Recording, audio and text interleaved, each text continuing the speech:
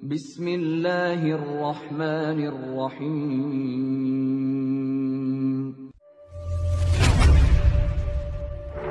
Ya ayyuhalladzina amanu udkhulu fis-silmi kaffah.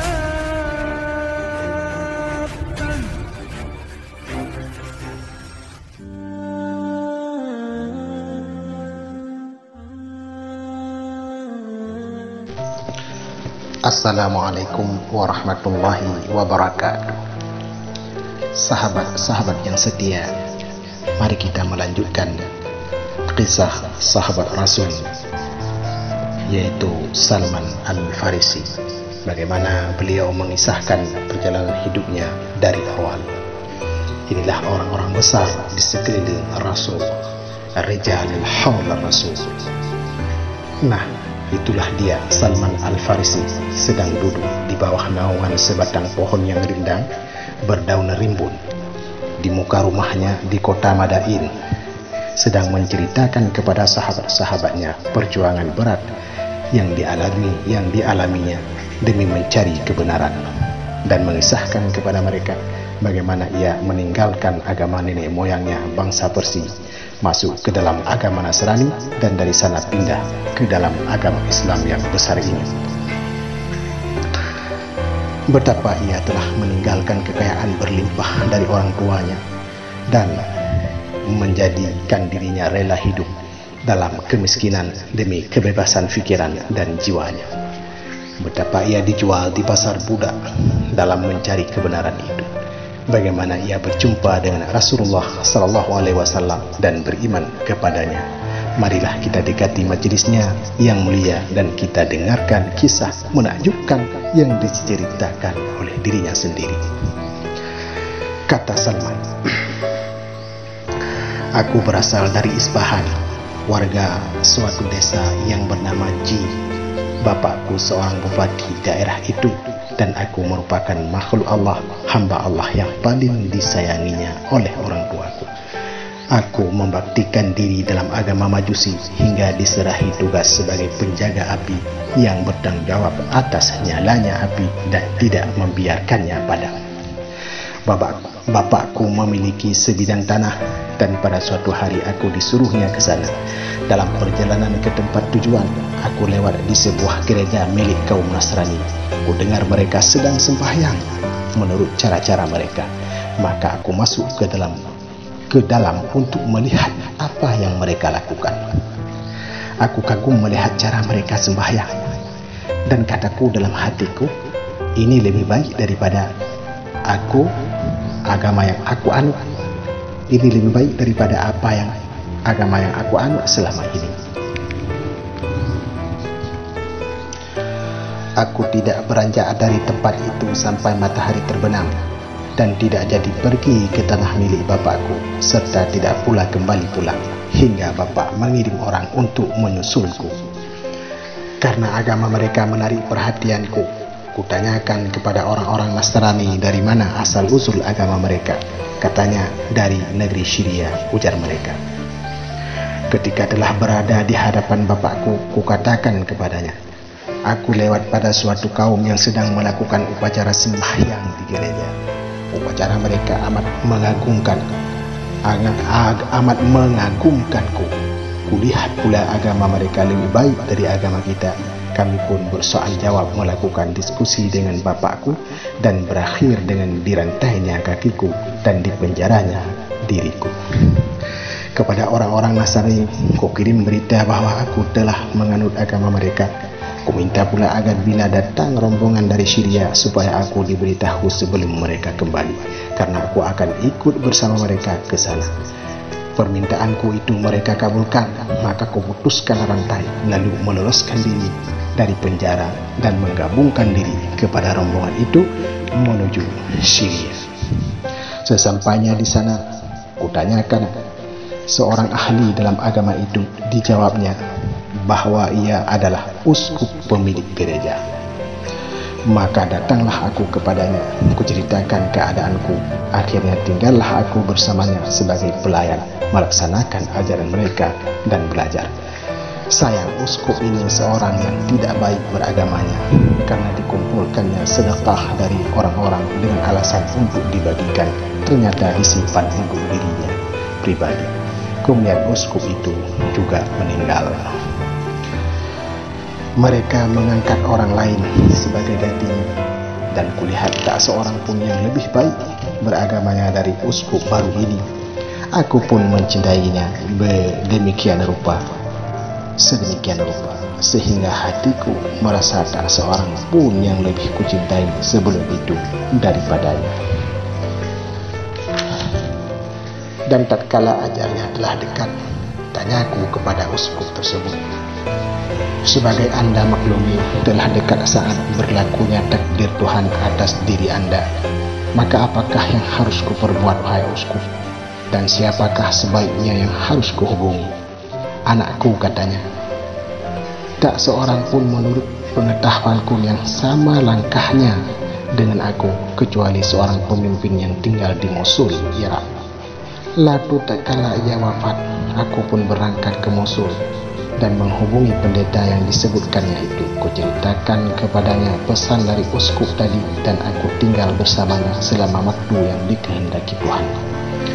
Kemudian tatkala ajalnya telah dekat pula, kutanyakan kepadanya siapa yang harus kuturuti selanjutnya.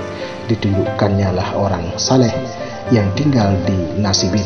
Aku datang kepadanya dan kuceritakan perihalku, lalu tinggal bersamanya selama waktu yang dikehendaki Allah pula. Tatkala ia hendak meninggal, ku bertanya lagi kepadanya, maka disuruhnya aku menghubungi seorang pemimpin yang tinggal di Amuria, suatu kota yang termasuk wilayah kerajaan Romawi. Aku berangkat ke sana dan tinggal bersamanya. Sedang sebagai bekal hidup, aku beternak sapi dan kambing, beberapa ekor banyaknya. Kemudian dekatlah pula ajalnya, dan kutanyakan padanya, kepada siapa aku dipercayakan selanjutnya. Ujarnya, anakku, katanya, tak seorang pun yang kukenal serupa dengan kita keadaannya, dan dapat kupercayakan engkau padanya, wahai muridku. Tetapi sekarang telah dekat datangnya masa kebangkitan seorang nabi yang mengikuti agama Nabi Ibrahim secara murni. Ia nanti akan hijrah ke suatu tempat yang ditumbuhi kurma dan terletak di antara dua bidang tanah berbatu bata hitam. Seandainya kamu dapat pergi ke sana, temuilah dia. Ia mempunyai tanda-tanda yang jelas dan gamblang. Ia tidak mau makan sedekah, sebaliknya bersedia menerima hadiah, dan di pundaknya ada cap kenabian yang bila engkau melihatnya, segeralah engkau mengenalnya. Dialah Nabi akhir zaman. Kebetulan pada suatu hari lewatlah suatu rombongan berkendaraan, lalu kutanyakan dari mana mereka datang. Tahulah aku bahwa mereka dari Jazirah Arab. Maka kataku kepada mereka, maukah kalian membawaku ke Nabi kalian? Dan sebagai imbalannya aku berikan kepada kalian sapi-sapi dan kambing-kambingku ini. Baiklah, ujar mereka. Demikianlah mereka membawaku serta dalam perjalanan hingga sampai di suatu negeri yang bernama Wadil Qura. Di sana aku mengalami penganiayaan. Ternyata mereka menjualku kepada seorang Yahudi. Ketika tampak olehku banyak pohon kurma, aku berharap kiranya negeri ini yang disebutkan pendeta kepadaku dulu, yakni yang akan menjadi tempat hijrah Nabi yang ditunggu-tunggu. Ternyata dugaanku ini meleset. Mulai saat itu aku tinggal bersama orang yang membeliku, hingga pada suatu hari datang seorang Yahudi Bani Quraidah yang membeliku pula daripadanya. Aku dibawanya ke Madinah, dan demi Allah baru saja aku lihat negeri itu, aku pun yakin itulah negeri yang disebutkan dulu. Aku tinggal bersama Yahudi itu dan bekerja di perkebunan kurma milik Bani Quraidah hingga datang saat dibangkitkannya Rasulullah SAW yang datang ke Madinah dan singgah pada Bani Amr bin Auf di Quba. Pada suatu hari ketika aku berada di puncak pohon kurma sedang majikanku lagi duduk di bawahnya, tiba-tiba datang seorang Yahudi saudara sepupunya yang mengatakan padanya, Bani Qila, celaka. mereka berkerumun mengelilingi seorang laki-laki di Quba yang datang dari Mekah dan mengaku sebagai Nabi. Demi Allah, baru saja ia mengucapkan kata-kata itu, tubuhku pun bergetar keras hingga pohon kurma itu bagai bergoncang dan hampir saja aku jatuh menimpa majikanku. Aku segera turun dan kataku kepada orang tadi, "Apa kata Anda? Ada berita apakah?" Majikanku mengangkat tangan lalu meninjuku sekuatnya serta bendaknya. "Apa urusanmu dengan ini? Ayo kembali ke pekerjaannya." Maka aku pun kembalilah bekerja. Setelah hari petang, kukumpulkan segala yang ada padaku, lalu keluar dan pergi menemui Rasulullah SAW di Quba. Aku masuk kepadanya ketika beliau sedang duduk bersama beberapa orang anggota rombongan. Lalu kataku kepadanya, Tuan-tuan adalah perantau yang sedang dalam kebutuhan. Kebetulan aku mempunyai persediaan makanan yang telah kujanjikan untuk sedekah. Dan setelah mendengar keadaan tuan-tuan, maka menurut hematku, tuan-tuanlah yang lebih layak menerimanya. Dan makanan itu kubawa ke sini. Lalu makanan itu kutaruh di hadapannya. Qulu bismillah. Makanlah dengan nama Allah, sabda Rasulullah kepada para sahabat. Tetapi beliau tidak sedikit pun mengulurkan tangannya menjamah makanan itu. Nah, demi Allah, kataku dalam hatiku, inilah satu dari tanda-tandanya bahwa ia tak mau memakan harta sedekah. Aku kembali pulang, tetapi pagi-pagi keesokan harinya aku kembali menemui Rasulullah sambil membawa makanan, serta kataku kepadanya, kulihat tuan tak hendak makan sedekah, tetapi aku mempunyai sesuatu yang ingin kuserahkan kepada tuan sebagai hadiah. Lalu kutaruh makanan di hadapannya, maka sabdanya kepada sahabatnya, Qulu bismillah, makanlah dengan menyebut nama Allah. Dan beliau pun turut makan bersama mereka. Demi Allah, kataku dalam hatiku, inilah tanda yang kedua bahwa beliau bersedia menerima hadiah.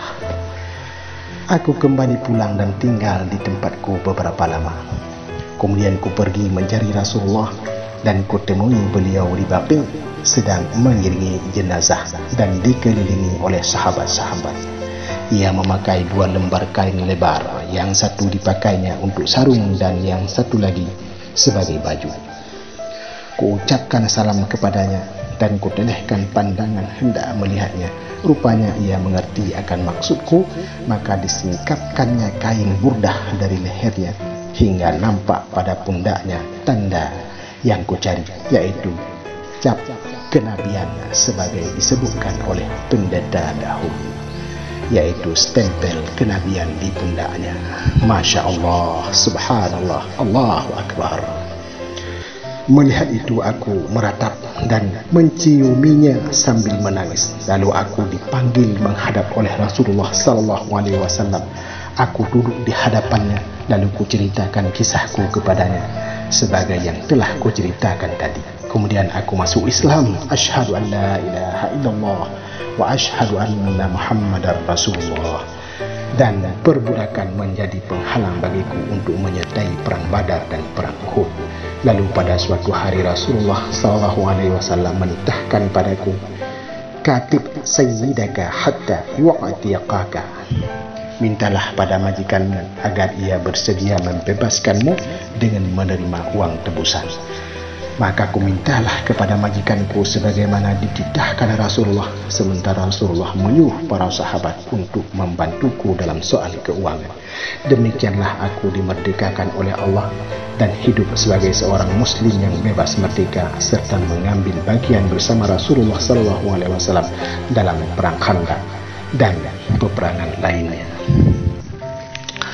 Dengan kalimat-kalimat yang jelas dan manis, Salman menceritakan kepada kita usaha keras dan perjuangan besar serta mulia untuk mencari hakikat keagamaan yang akhirnya dapat sampai kepada Allah Subhanahu wa Ta'ala dan membekas sebagai jalan hidup yang harus ditempuhnya.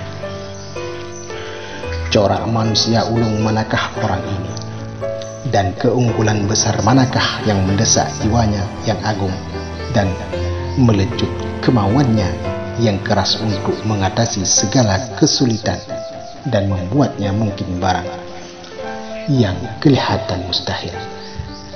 Kehausan dan kegandrungan terhadap kebenaran manakah yang telah menyebabkan pemiliknya rela meninggalkan kampung halaman berikut harta benda dan segala macam kesenangan, lalu pergi menempuh daerah yang belum dikenal dengan segala halangan, rintangan dan beban penderitaan.